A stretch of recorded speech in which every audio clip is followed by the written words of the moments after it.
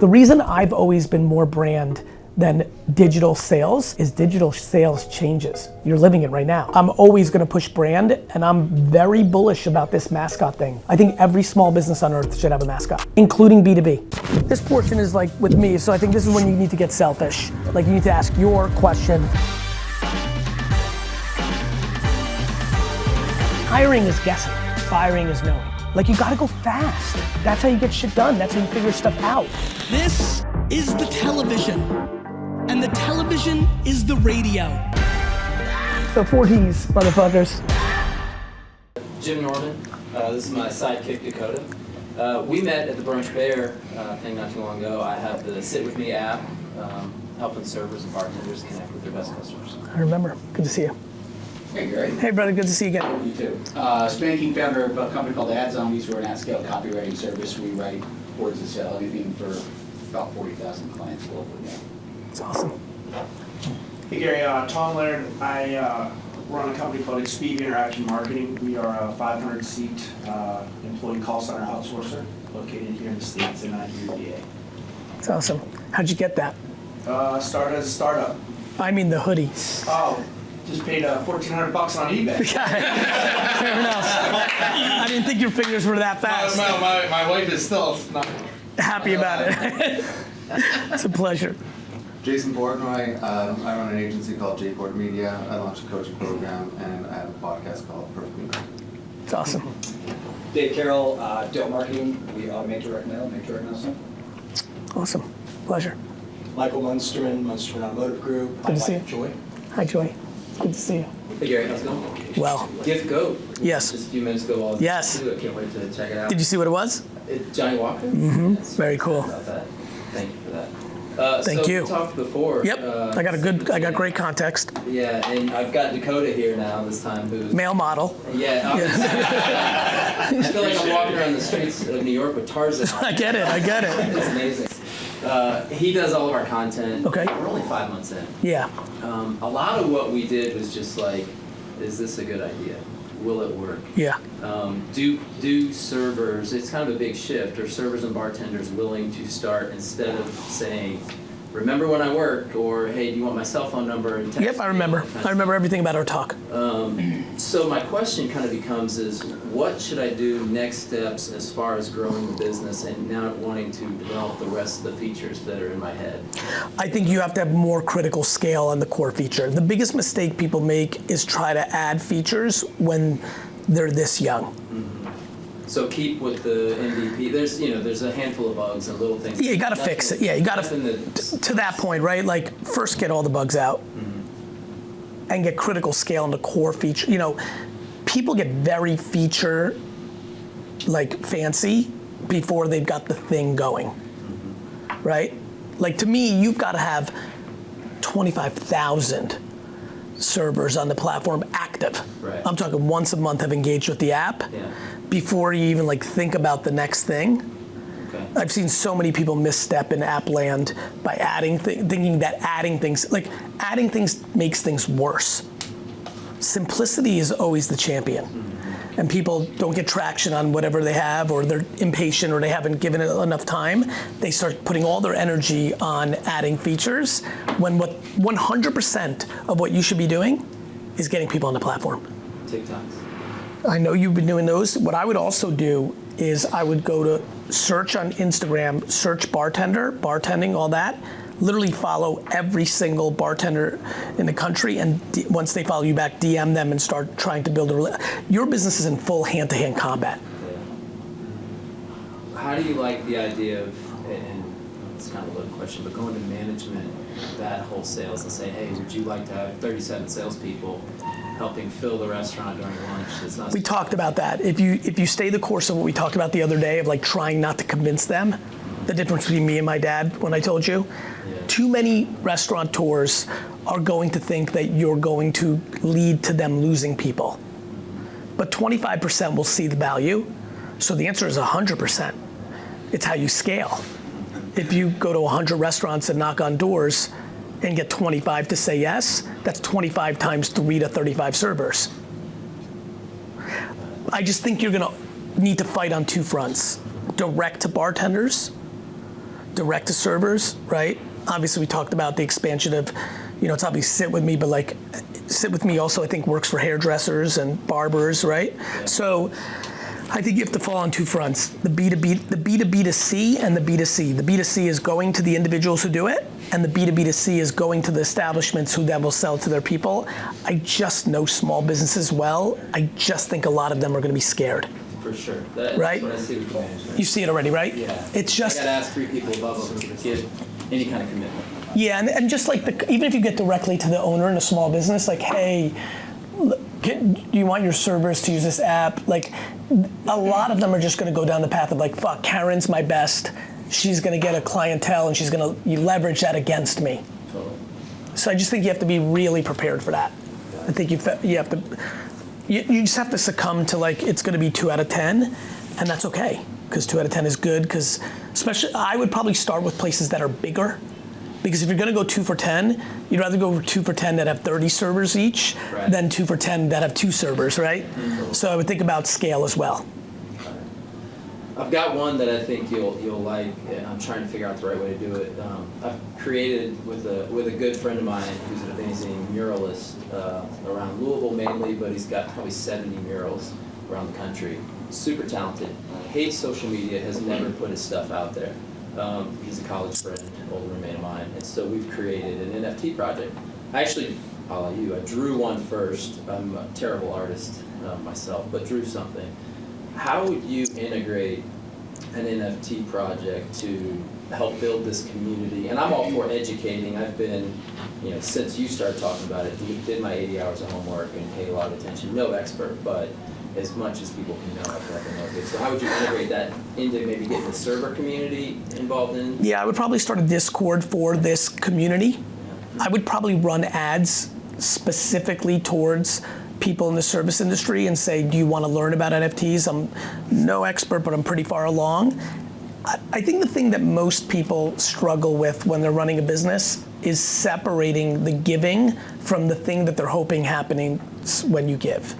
I think the reason I wrote Jab, Jab, Jab, Right Hook, and the reason I have to, like, I'm actually thinking about getting back into that content.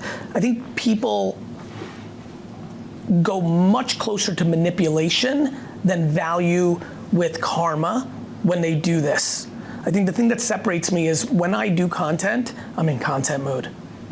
I don't even like, from day one, Wine Library TV episode 1, I thought I haven't told this story in a long time. I thought I was doing QVC in the week that Wine Library TV was building in my head. I'm like, I'm gonna do QVC on YouTube. YouTube's gonna be big. The second the camera went on, I did a totally different show. I did Martha Stewart. Something about the camera made me say, fuck, I don't feel comfortable selling on this show, because it's gonna be a show that really is an infomercial. If I do it this way, fuck it, let me just be Wine Spectator and Robert Parker. I'm just gonna review this fucking wine, which was radical as shit. I mean, we're fucking selling this stuff downstairs. And I'm in my office saying, this is garbage wine. And like the sale, like literally, the first 6 months, the company really genuinely actually thought I'd lost my mind. Okay, you have to remember, I was 6 at a different time, the internet, like none of this existed yet. They're like, what are you doing? And I'm like, I'm doing a show. I remember that was my answer. I wasn't really even sure how I answered it. Now I just recalled, like, doing a show. And on that show, it's gotta be the show. And what I learned through that process was, by doing that, you actually gain relationships, and with relationships, you then have opportunities, if you choose to, create events. And so I think for a lot of you, which is obviously why I always want the context overall up front, like doing content that is not a lead gen to conversion is an incredibly foreign mindset to most people. And I think it's exactly where all the action is.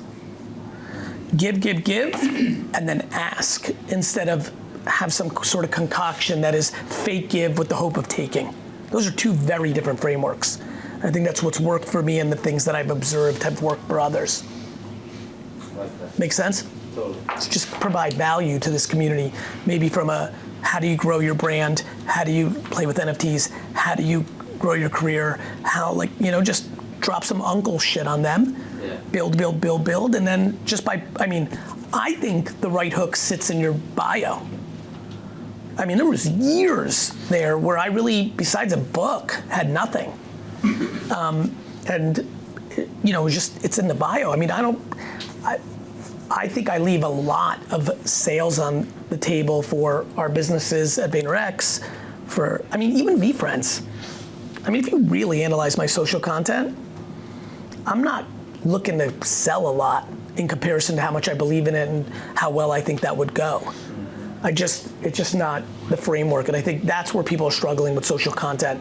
They make content with always the intent of it being an ad, which is the thing that nobody wants to watch. One thing I've noticed in this group, you know, we've got car sales, we've got print ads, you know, and I've got tipping. There's some pretty there's things in there that people just can't stand. They have a bad outlook on car salespeople. Yep. Tipping has been amazing. The used car salesman, right? We've talked about that before. Like, there's people that get fired up in my comments about you shouldn't tip. You know, it's not my job to pay, which is bananas, right? I mean, that's noise. Right. People don't like paper. People don't like marketing. People don't like NFTs. How would you recommend leaning into using that as, you know? I would recommend, first of all, you only have so much time and energy. So I'm sure there's something very clever, and do I think you can make a video that gets 4 million views on TikTok on making an inside joke around tipping culture? I do. Do I think that's the best use of your time? I don't. I think what I would do if I was the third person on this team, I would say 3 times a week for 9 to 11 hours a day, we DM every bartender on earth. I think the thing that people lose early on is how much dirt work it really is. People are usually trying to get to 201 and 301. You have a clear path. Bartenders at scale live on Instagram. DM them all of them, every one of them. You know what I mean? Same for you guys. I can literally right now go to, where are your 2 locations? The exact city. We're in Coleraine, right outside of Beautiful. Cincinnati. I can literally type that in right now in location on Instagram and see every person that posts in that exact zip code and could leave a comment and say, that's cute, that's cool, that was funny, that's outrageous, that's amazing. You just become part of the community. You could do that 4 hours a day on a location. And it's depth. You just become part of the community. Your logo is showing up in every fucking comment on every single post in your city. And if you don't fully mail it in of just saying cute, if you actually look at it and try to, or if what's great, I mean, I know this because this is what I was doing for Wine Library. You know some of these people. You know, like you leave something like, what you think of the coleslaw yesterday, they'll just think that's crazy, you give a shit, you know? Remove it. Yep. Spanky, Do you want people who don't tip on your app? No. What if you just said like, here's a tip. If you don't tip, this isn't for you. Oh, we did. Yeah. Like that type of- 100%, yeah. Cool. Let's move on. Spanky, All right. let's introduce your son too. It's interesting where he came all the way from Arizona, got out of college for a few days, and wanted to see GaryVee. So Yeah, so It's awesome. second oldest son, Mason, Mason, it's good to see you, brother. good kid. At least 2 of my 5 are good. That's a solid percentage. Almost the whole thing. So right before COVID, I had started kind of creating some division between my personal brand and the business, just to kind of create a little. Yeah, I remember, I think I ran into somewhere, right? You brought that up. Yeah. Yeah. And Nick Dio and I had a Yeah. conversation about it. So I created some separation. Then COVID hit, and I was sick for about 6 months. You were? Yeah. Fuck. So I was dark. I wasn't online. Of course. I kind of went invisible. Same time, iOS 14 happens. All Right. the GDPR regulations happen. Yep. And if you looked at the top of, and then right after I recovered from COVID, I had put off having a rotator cuff repair, rotator cuff labor, and bicep tendon hold. So this all got done. So 2020 was a completely lost year. Mm-hmm. Our top of funnel collapsed completely. Like we went from 6,000 a day in new business to 6,000 a month. Yeah. Now we still have great retention on our Yeah, but your clients. CAC model broke. Right, it broke, and I'm trying to figure out how to repair it. And I don't want to get desperate and start trolling for sales, but I am I have been, and Dave and I know each other, and Jason and I know each other. I'm trying to figure out for months how to fucking fix it. Well, was it super retargeting, like super hardcore DR? We were able to take that top of funnel and because 97% of our first touch comes through this. Yeah. But all of our transactions come through this. Yeah. And so we lost the ability to retarget them. Yep. And that in Europe simultaneously, it was like the perfect shitstorm. Yep. Well, look, I mean, one of the things that I talk a lot about inside of Vayner and kind of like in general is shit's always going to change. And obviously the timing of those things changing with you having to be kind of at a commission is a compounding effect. When the jockey is on the sidelines and the race changes, shit's going to get hairy. And I think much like where you were when we first crossed paths, you have to reinvent a wheel that works. The problem for a lot of marketers is the last era was very technical and math. This next era is going to be much more art and branding. I love it because I like that more. I don't like it because I know a lot of people are going to not do as well because it's harder. I'm empathetic to that. But I think the first thing you've got to get uncomfortably serious about is TikTok. You're going to have to figure it out, whether it's you, the human, or some other human variable or a character. You is a great play. I would highly recommend for all of you to debate the concept of the mascot.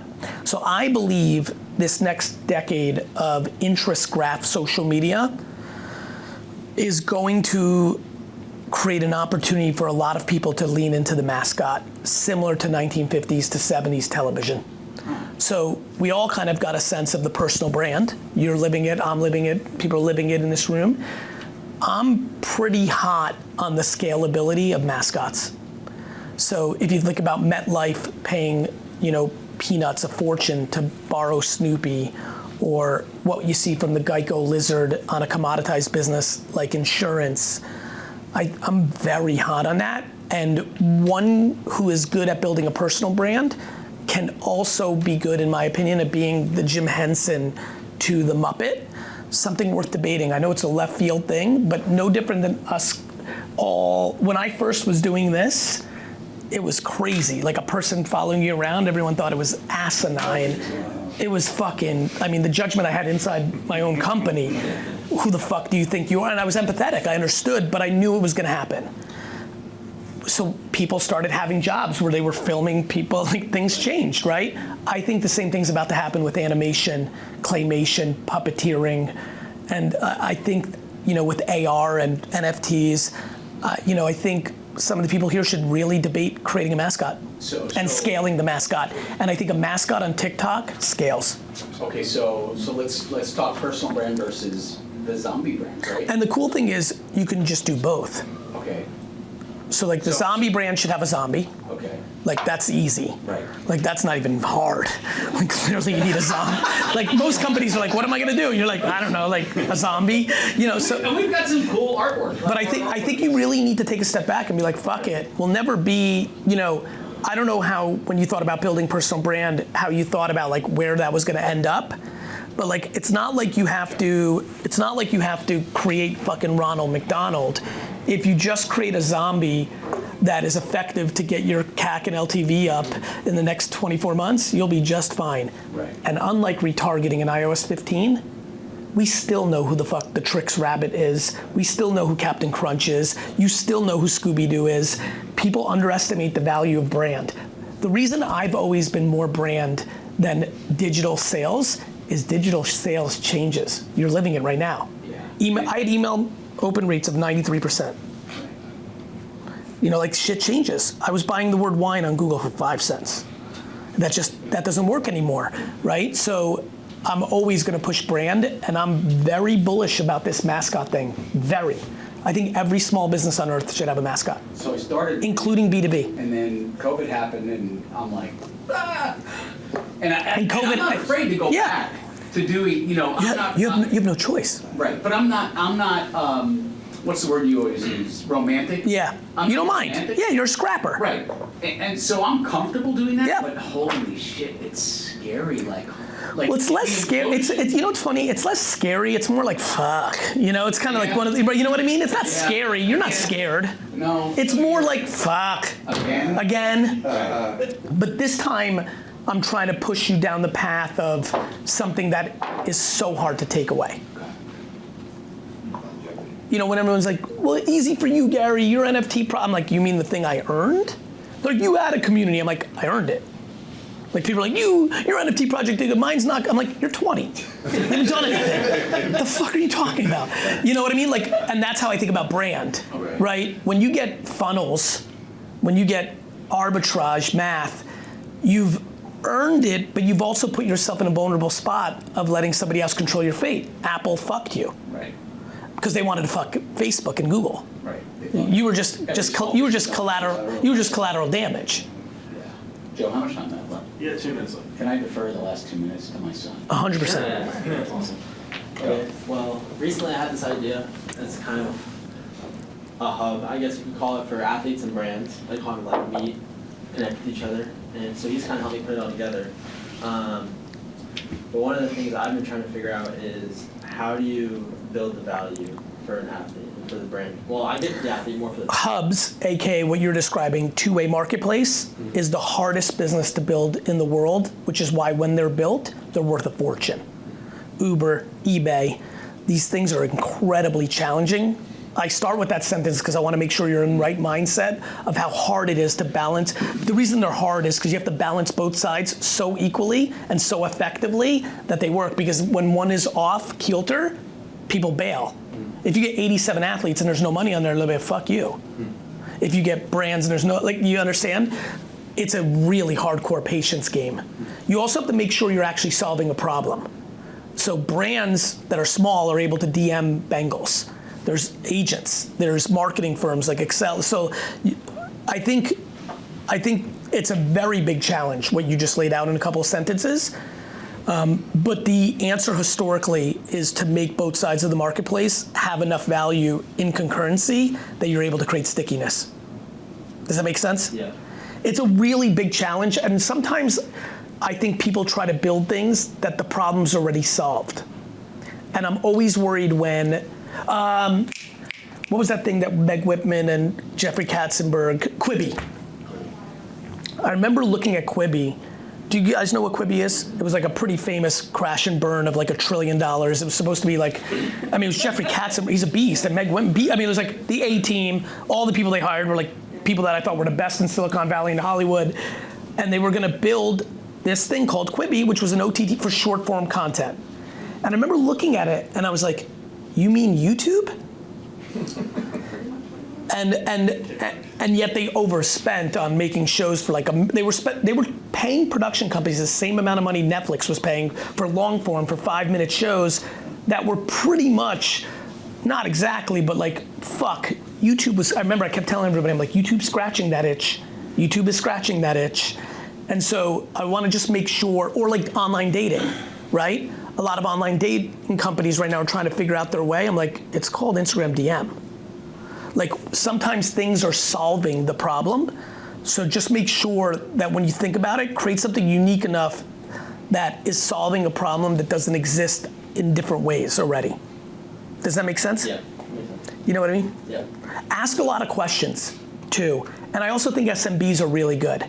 The biggest brands in the world, they go through funnels that look like this, right? They're like, hey, we're doing a national campaign, who should, that's what they're comfortable with. SMBs are just trying to get the best deal they can, right? My dad, you guys, right? A lot of it, we're just trying, so think about I would highly recommend starting with SMBs and athletes because you can get both in that scenario. It's gonna be hard to get Dr. Pepper to give a shit, you know? You're gonna have to go through 100 gatekeepers, but getting local businesses, like start where you are. If that's Zona, local businesses, fucking Red Devils and Wildcats, like go, right?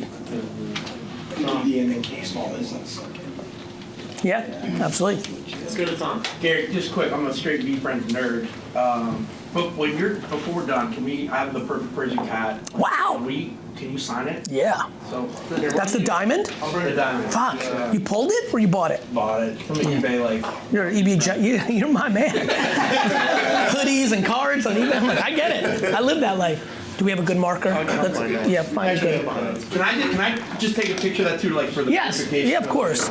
I know how the arbitrage works. Right. You signed that. No, you signed that. Go ahead, fire away while I do this. All right. I want to have a macro. I want the weird visionary Gary. Okay. Want to kind of have just a macro conversation. So I own a contact center. We work for brands, do customer support for them. And You like that? I know how to do this. It's, Go ahead. I'm listening. That was the best thing I learned so far. So was that. How to get cards out? Yeah. That's a lot of years of card shows. Thank you. You're welcome. And so, we work for companies like Melissa & Doug, which is a toy company. I know it. We deal with a lot of, financial services brands. And, people talk about call centers, they think it's just like a button, a seat, and some agent, but it's a pretty high-tech thing, right? Yep. There's speech analytics and natural language processing and all this stuff. So I want to move, and I'm so now, really kind of because of you, really moved into this Web 3.0. And I want to first just have a quick conversation on where you see kind of customer support, how Web 3.0 can affect that. Like I know from a loyalty standpoint and from access, like I kind of get all that. One of the things that we're doing, and just kind of wanted your opinion on this too, is we have our internal developers, and then we have 2 outside groups that are developing, like I don't want to say the first, because maybe somebody else is doing it, but the first virtual reality contact center, right? Just a proof of concept of basically. How's the VR going to be consumed? On desktop? So currently, like let's just say hypothetically, you put on your Oculus. But nobody will do that. I think it's proof of concept. I don't think it's a viable product yet. Yeah. But basically, go into an office, and there's 6 offices, and one is password reset and shipping problems, and basically be able to go. I think that is like 12 years away. Right.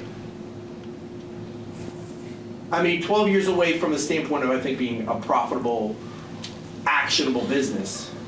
The number one mistake people make when there's something big looming is timing.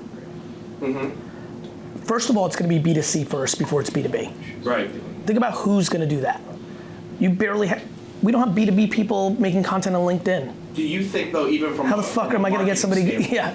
Again, to kind of show the forwardness of the company, right? Like if we. Are you looking for an exit? So if you're telling me, hey, Gary, I want to do this because I think for a potential buyer, they're going to say, whoa, these guys and gals are pushing it so much more in the industry, we need to be on board with them. I do think there's validity to that argument. You got to be careful with timing on that front because it might hurt you if it's super delusional.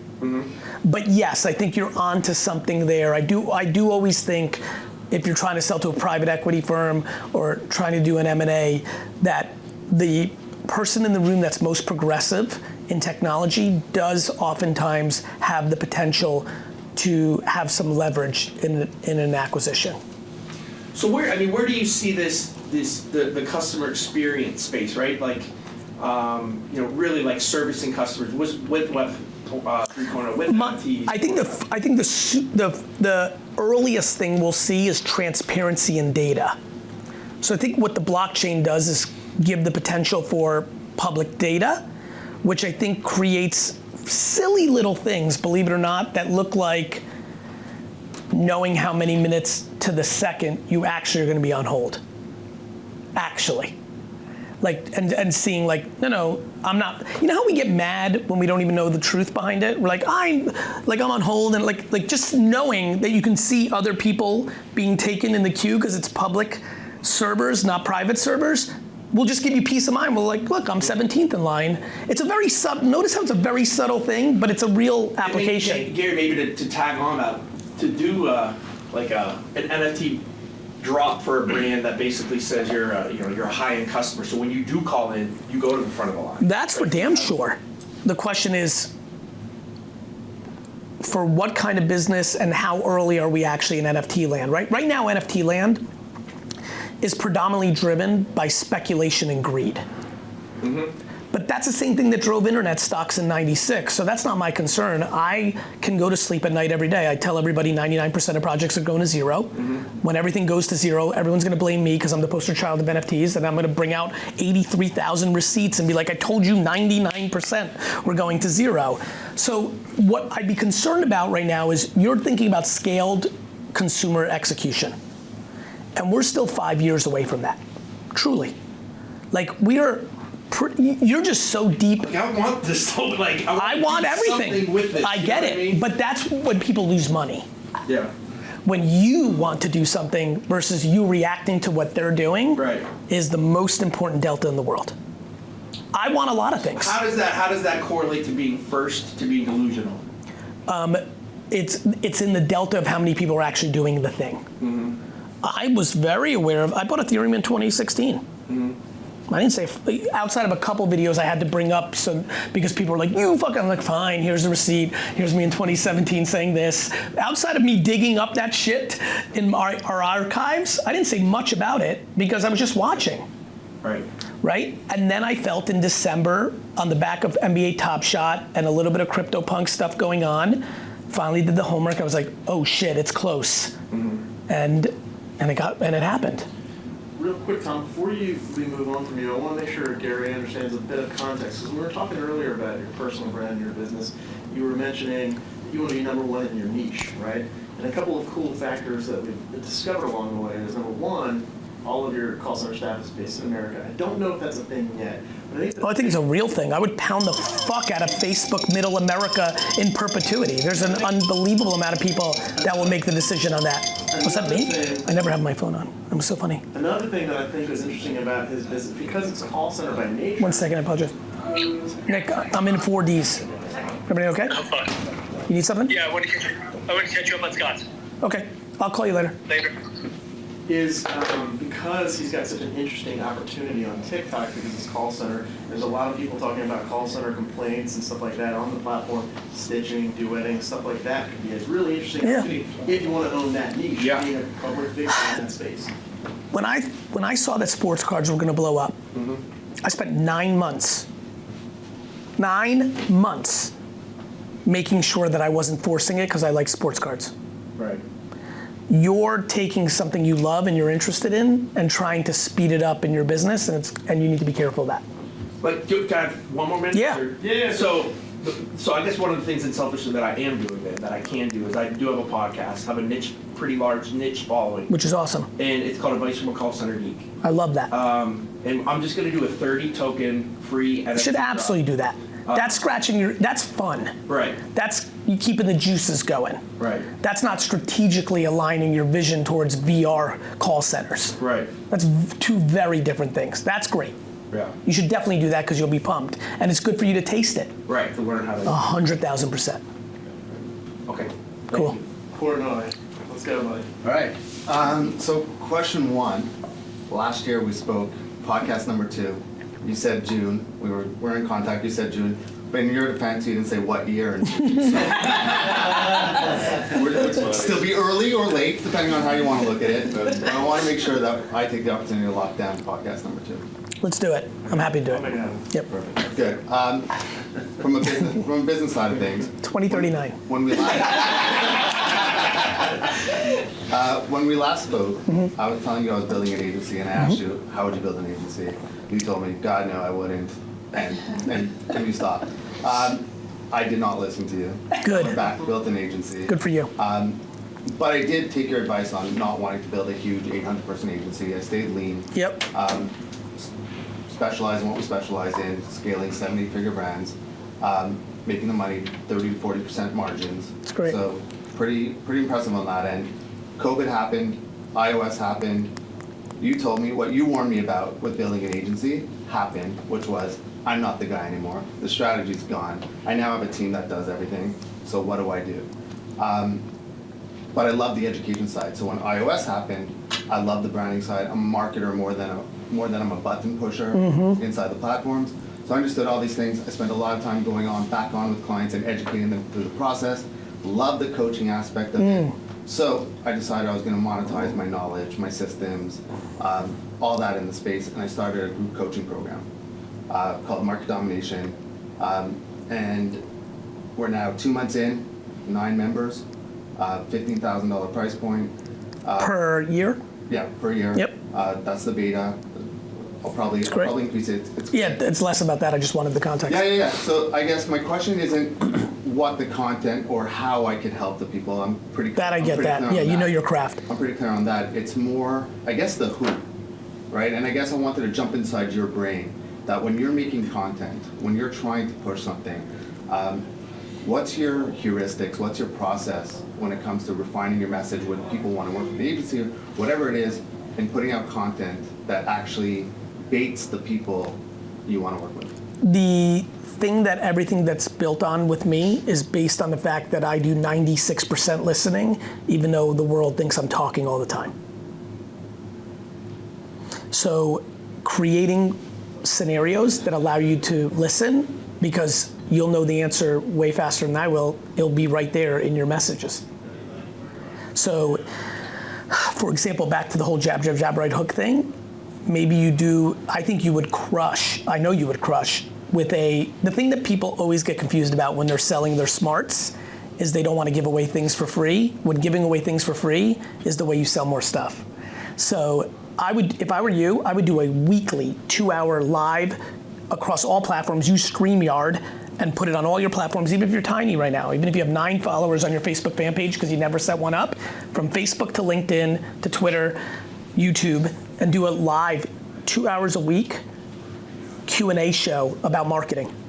And you start with, I mean, dude, I was there, you know, like everyone's got such a struggle with like, you know, going back or going, but like, if there's 7 listeners the first week, it doesn't matter because the content saves. Yeah, I get it. It's not the going back that bothers me, but I believe that. But the answer to your question. question is, you got to get the questions.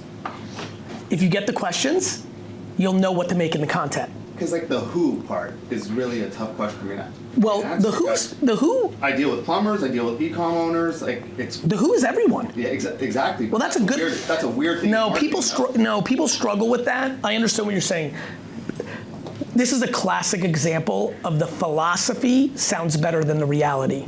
The philosophy of like target your audience, like know who, like the world is in play, right? The world's in play for you. I think what's really good is the way social networks are now built. There's so much entrepreneurship in those pipes that if you live there, they're there. There's just a lot of people that are doing $250,000 to $2 million a year in revenue that can afford $15,000 a year to dominate their marketing. You just don't know if it's a tattoo artist with 2 parlors in Nevada, or if it's, you know, somebody who's got a B2B company doing 100 million. Like, it's all kind of like there. I think it's more about, do you make contextual creative for the platform? Like, do you know how to make a TikTok that people actually want to watch that may lead to virality that leads to lead gen? Do you know how to make content on LinkedIn that works? Which is why I want to put you in a position to answer questions, because from the questions, you'll figure out the answers. So can I piggyback off that Yep. for a second? You don't consume a lot, but everyone here consumes you, consumes other people.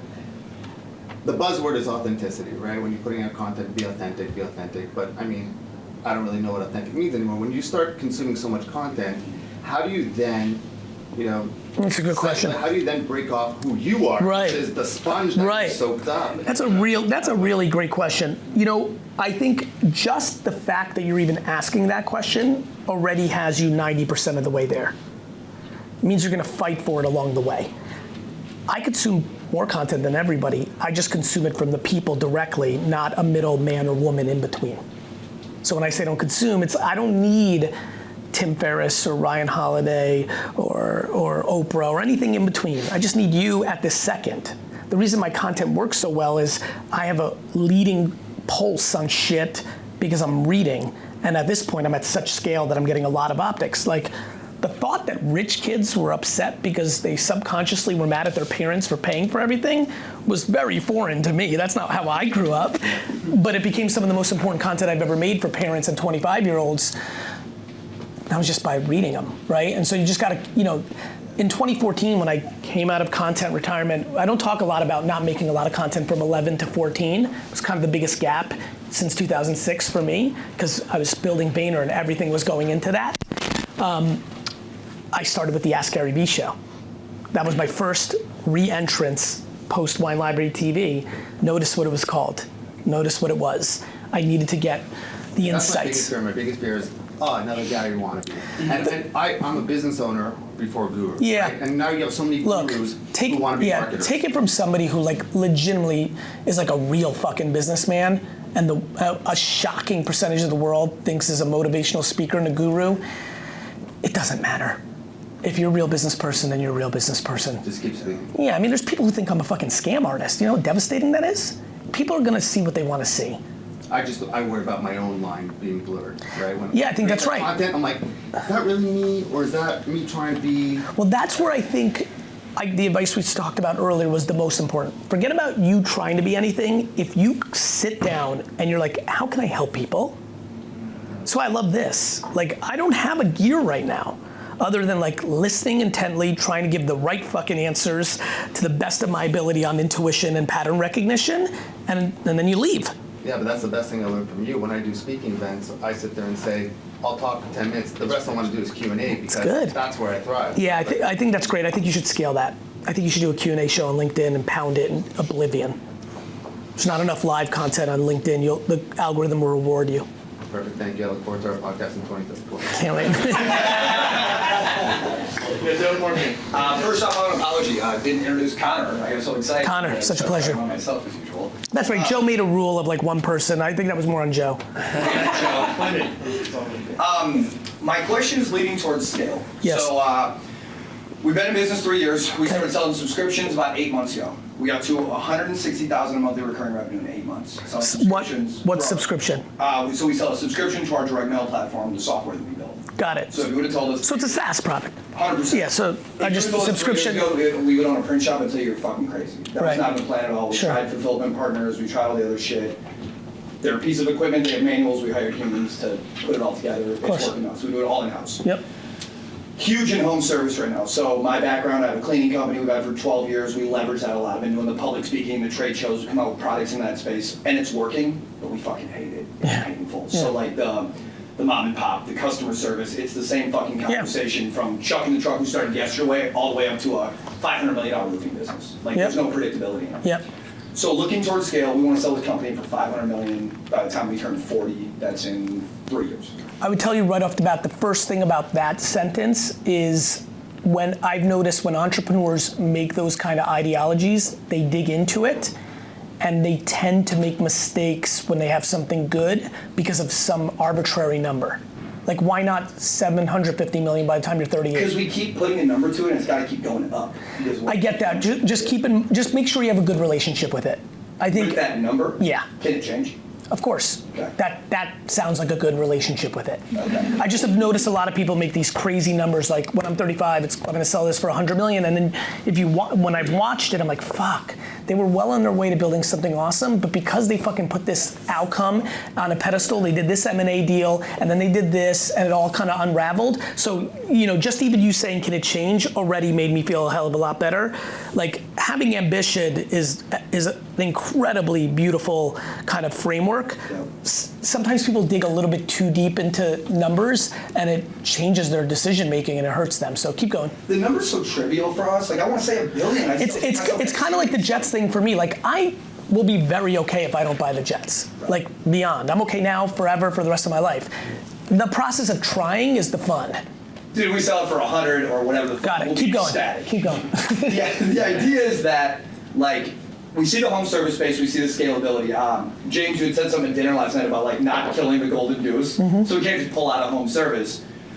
We're getting into cannabis real big. They can't fucking advertise online. That's right. They can't do anything. We're doing huge stuff with mail with them and Makes sense. practices, Makes sense. guides and shit. Yep. QR codes straight to Makes text, sense. aggregating lists, all that type of shit. Smart. We also bolt onto agencies really well because we're not threatening. Of course, you're the back end. Exactly. We were debating with like, do we do a white label or not? And Connor, the rational one in the relationship, is like, dude, it's fucking the ads. We're like the agency. Vayner isn't gonna want to have their clients get an invoice from Dope. Right. Who do you get the fucking invoice from when you're on Facebook ads? Yeah, of course. The ad spend or whatever. Yep. So as we look towards this acquisition, whatever that number is, it's easy to set a metric of 40 being a goal or whatever. Okay. As we build towards that path, what would your advice be about a focus as like, so we tie in with CRMs, send Dave, the roofer, to a job, get a job approved, 50 postcards go to the neighbor. We just got your neighbor approved. Mark the job scheduled, another 50 postcards go up. Pardon the dust, pardon the noise, we're working in the, and it works for every fucking vertical. So what we say internally, if it's timeless, we spend time on it. If it was around since covered wagons, we want something to do with it. So the idea is like, or my question, first one is, where would you focus time? Is it all of them? Is it one of them directly? Would you? You mean the service industries? Yeah. And service industries, we look at relative. There's about 70, you run labor, you run equipment, or somewhere in between. Relative conversation. Cannabis, agencies, I see. home service. My intuition in this scenario, off of what I'm reading, the answer would be all of them, but it would require you to be less profitable each year. What James knows is Vayner made no money for 3 years in a row. Most people don't have that appetite, which is why they can't build big companies. So what if we don't give a shit about that? Then go to every vertical, just hire more people and make no money. Yeah. How do you feel about that? Yeah, it becomes a game of, hey, are we, I don't know what you're doing with the profits. The company's an LLC. We're growing, yeah. Right, so like, you're gonna get taxed on that, and you're distributing to yourselves at the end of the year. Distribute less so you can be in more verticals fast. Right now. Great. Yeah, right. So then it's just maximize your profits to reinvest in people so that you could have heads of verticals and go hard at every vertical that you see opportunity in. What do you see in the cannabis space as far as the opportunity? I think it's gonna be one of the top 10 consumer products in our society. How do you feel about mailing in the cannabis space? I think while Facebook and Google are giving you an opportunity for a land grab, you should go as hard as fucking possible. Because in about 40 minutes it's not going to, and you'll lose 80% of your market. Okay, can we leave now? You should. You know what I mean? I think for that one specifically, because it's so unique out of everything we're talking about, you should go incredibly hard. How would you push agencies? Agencies are easy. We have a lot of agency relationships. That's why you already have, they're the easiest. Yeah. They don't want to do shit. They want you to do all the work, and they want to take a skim off the top. They're the easiest. That's why I hate them. Rhino. Yeah, this, agencies are thrilled to be a toll booth, do nothing, have, make a margin on top of what you do and call it a day. You should get all of them. Would you after those big ones or the little ones? Little ones are easier, I think, because big ones can have politics and are dopey. Would you take their leverage? So like Chris, we love Chris equally, right? But Chris was like, I can change your life. I'm like, Chris, would you do that for me? You promise? Like, they come with that ego shit with it. So yeah, I would say an unemotional service provider. Small to mid, or go after the big ones?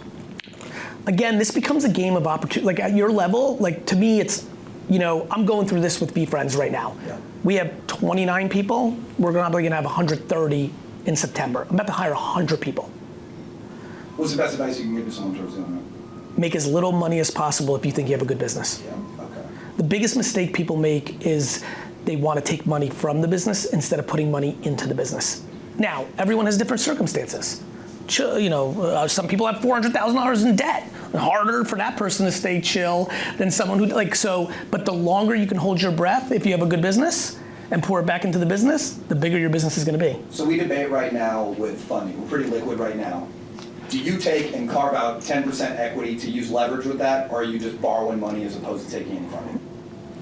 I think if the funding can be strategic, it can be very interesting, right? That's just the right partner, right? Right, So, yeah, which is really sometimes hard to tell up front. There's a lot of trickiness to that, but when you say you're liquid, to me, if you decide to take the concept that we're talking about and hire a lot more, all of a sudden having more cash at your disposal is pretty interesting. I think credit lines are interesting. We forget about that nerdy, simple thing called credit lines. But I do think funding at times can work. I think money is the commodity for a good operator. I think finding someone who's strategic, who can get you more business is interesting. For example, if a family owned a private business of the biggest service provider, that's where you want to go, because immediately, once they invest in you, they're also going to give you all the clients, and it's almost like you get a double bite at the apple. Yeah. So look for that kind of person. Any verticals that we're missing that if you had your head on this that you would be looking at that we're not right now? So this is direct mail. Automated direct mail. No minimum order. That's really cool. Influencers. I think if you educate influencers through TikTok ads, that it's almost like the ad is really funny. It's like, hey, I know this is gonna sound crazy. You know what I mean? I know this is gonna sound insane if you're an influencer, but running direct mail in your local area for pop-ups or events, it just might become ironic enough. When I hear no minimum, everyone should almost try it. I also think that people don't like direct mail. In a world where iOS 14.5 has changed, has more leverage than it used to. I say e-com. And so, yeah, I mean, e-com already does it. I assume you're.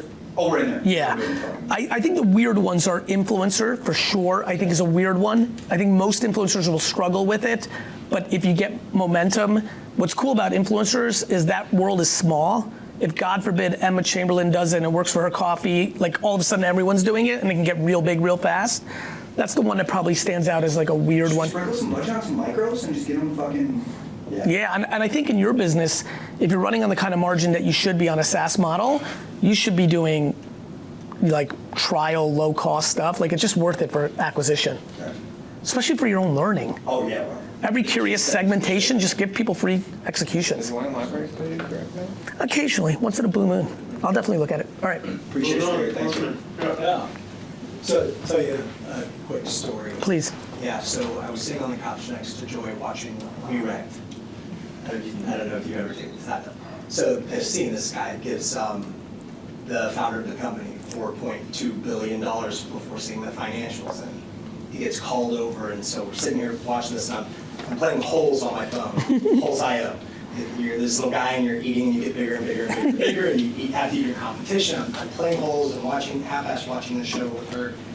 And this guy gets called to Japan when the Japanese investor figures out how much money he's hemorrhaging a day inside of VaynerX. And so he gets him over there and he says, who wins in a fight?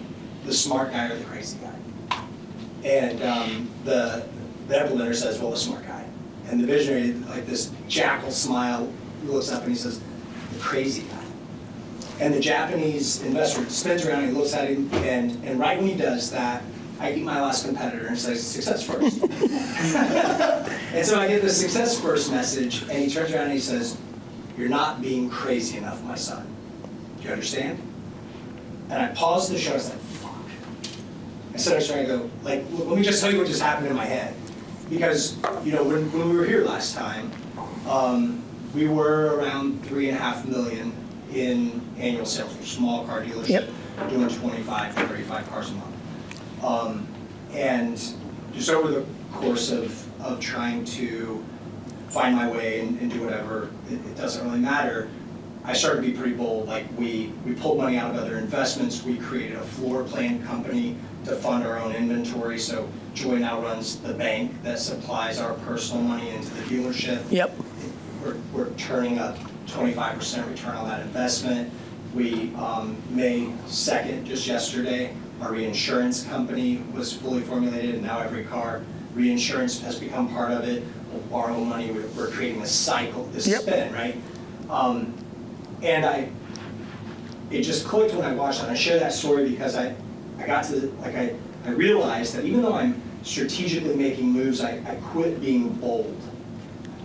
And just like, we went into business and it's like, can you sell a car? Yeah, we're selling cars. And can you make a profit? Okay, now we're making a little bit of a profit. Now the profit's growing and we're growing, and so we acquired Connecting Real Estate. Oh, we went a little bit longer, and just because it made sense, we bought a 25-year service center that was next door. And so we building. grew, and this year we'll, 3.5 years since I saw you last time, this year we'll do 15 million. It's amazing. But it clicked that the culture of our place has become really wonderful. Our staff, we were talking with Claude earlier, our staff has heart. It's awesome. And everybody's on board for the mission, and the people that weren't have weeded themselves out. Makes sense. I'm going somewhere with it. Go ahead, I'm following. So, like the next day, I get a guy messages me and says, hey, you ought to take a look at our picture booth. Like, it helps your cars digitally look like, and so we like within 3 days, I'm like, fuck yeah, go. 50 grand for a photo booth, spins around the cars, like it's gonna make our digital presence look better. Let's do a remodel of the physical facility. We bring contractors in. It's just like, I wanna grow aggressively, and this thought across my head was, why can't I be the largest independent dealer in the Midwest? And quickly, like in 3 years, I think, why can't I be the largest independent dealer in Kansas City, Missouri? Understood.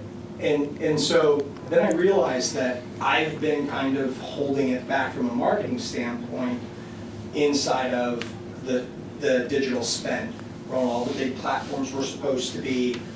I feel like I'm probably blowing $6 to $8 grand a month in Google ads and Facebook marketing because I don't know what the fuck I'm doing. And so this conversation's been happening. Do I hire a fractional CMO and build my own internal team?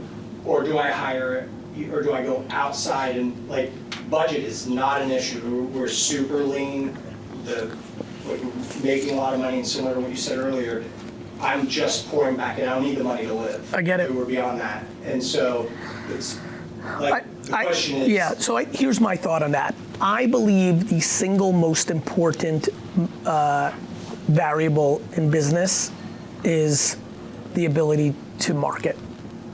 And so, like, I would rather support a CEO who she or he fully knows what marketing looks like at this second than somebody who's able to balance the checkbook.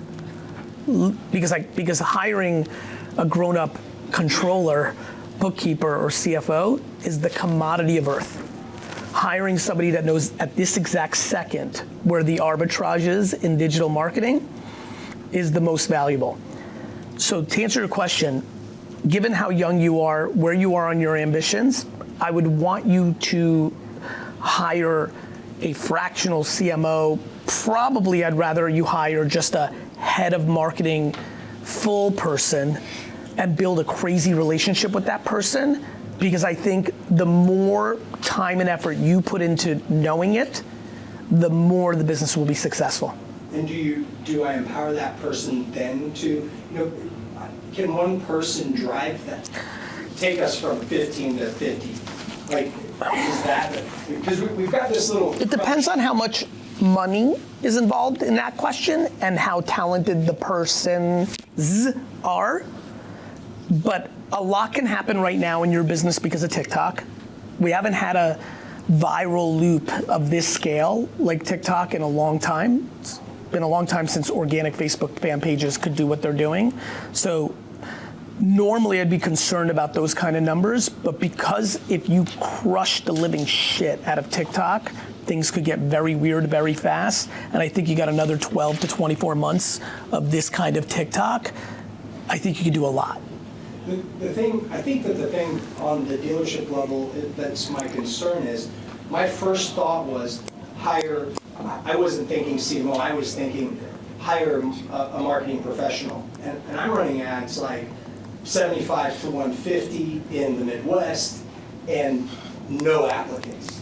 There's a stigma around used car dealerships, especially, I think, independent used car dealerships and used car dealers to the conversation. And so it's been very challenging when, disenchanting. I spend 5 to 6 grand in a 60-day period driving ads to get applicants. And I was just, to Joyce, like, fuck it. Like, let's just go to an agency and say, look, I've got a budget of 20, 30, 40, like, let's I think it's interesting. I mean, it's really funny to have the two people prior to you be the people that spoke. One could argue that the combination of the two people right there might be a worthwhile debate for you. When I hear 5,000 to 6,000 just to get a acquirer and I'm hearing 15,000 for coaching, like, because you need to be the person that knows it the best. I think the way I see it is, how do I get you to give me 90 minutes a day? And I promise you, I waste 90 minutes a day and I have 5 full-time admins. You definitely waste 90 minutes a day. So if I can get those 90 minutes and you can go into full education mode of understanding this stuff cold for a year, everything flows from there. The thing that has always made this place tick is that these three, they know that I know it better than they do. That is a wild variable that I highly recommend to all CEOs and leaders. When you are the best at your craft of the thing you do, there's something very different that happens. And most people just become executives. And so I think the most important part of your growth is your ability to market. You have a consumer product. Yeah. So you should learn that. And where do you suggest that a person begins in a coaching group with? Yeah, I mean, I don't have, I can't, obviously I think you should definitely, I mean, I feel like that's a little serendipitous. You should have that talk, but I can't co-sign that. I don't know what's under the hood.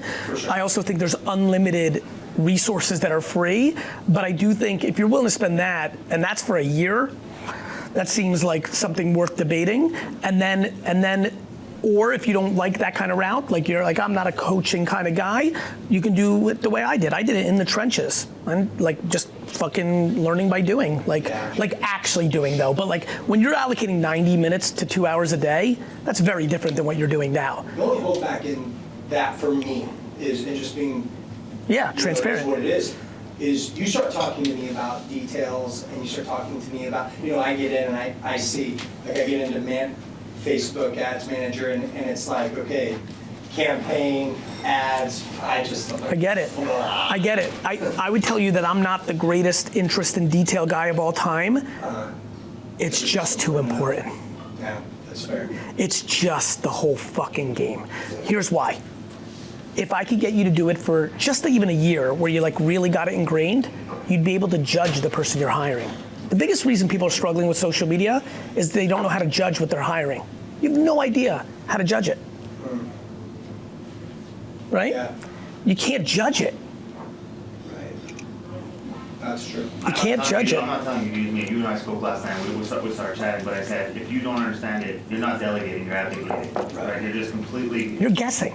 Yeah. Right. You're guessing. That's how agencies with real money. They get burned. You're guessing with real money. Yeah. But you can't, but you can't also, like, I can't go to a zero-sum game while I'm learning it either. So, I mean... Meaning... Facebook blueprint, just put that in there. Facebook blueprint. So bang on that motherfucker for an hour a day. Yeah, 90 minutes. Oh, these guys are gonna, they have no idea. They're gonna be marketing around every person that ever buys a car from me again. That call is gonna happen on I get tomorrow. Yeah, so I appreciate it. Thanks so much. I'd also really, it sounds like you have a great culture. I would have a company-wide meeting and be like, anybody here want to make organic TikToks for our company? You might get 3 or 4 people to say yes, just do that. Yeah, okay. Just get that shit going. Tons of content opportunity, I just don't execute on it. Yeah, just give free reign, let everyone sign into the TikTok account and go. Okay. Make 3, 4 a day. Create a schedule, find somebody to coordinate, go. Do you care if they're good or not? Of course I care, but I don't care about us judging if it's good. Let it hit the earth and see what the world says. Put it in people's hands who don't know what they're doing and just let it fucking... Yeah, because TikTok is so unique in the fact that we may not know and then it's the exact right person. Yeah. So you gotta like let it roll. Fuck it. Do you remove them if they suck? Like if there's not a good... Sure. Yeah, but I think like, for example, in this scenario, I would, for everybody who raises their hand, I would let them have at least 30 pieces of content in the system over a 2, 3, 4 month period before you're like, Karen's good, Johnny's bad, Rashawn's awful, Susan's the best.